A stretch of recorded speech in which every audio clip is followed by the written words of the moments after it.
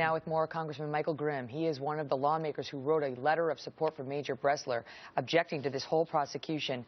And so now he hasn't been dishonorably discharged, which was the worst result, but he's been kicked out of the Marines, which his attorneys were reportedly in shock that they went this way. Your thoughts? No question. This should have been handled with a letter of reprimand because he did use an unsecured network, but he self-reported. The problem here is, one, this is bad for the United States because we're losing a good Marine, a dedicated Marine that wants to serve his country. He's the one guy who tried to warn them about this guy, and his warning was exactly right. You know the old adage, no good deed goes unpunished. Unfortunately, who's really being punished here is this good Marine and the United States. The other thing is it sets a very bad precedent.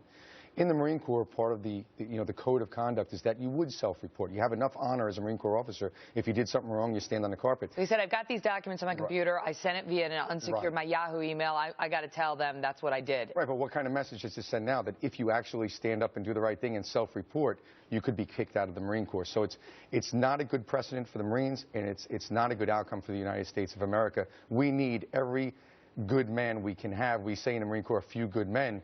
Well, we're losing a great Marine. We've fired him. That's the result of this. Jeremy Brezler got fired from the Marines for using a personal email account and supposedly having some documents on his home computer, which he never even accessed, that he wasn't supposed to have. But they weren't making a big deal about these documents. It was basically a technicality they discovered when they investigated the case. So now can he appeal this? Can he do anything to stop this? I mean, usually once this kind of thing is done, it's done. It's hard to appeal. You know, it is. It is very difficult.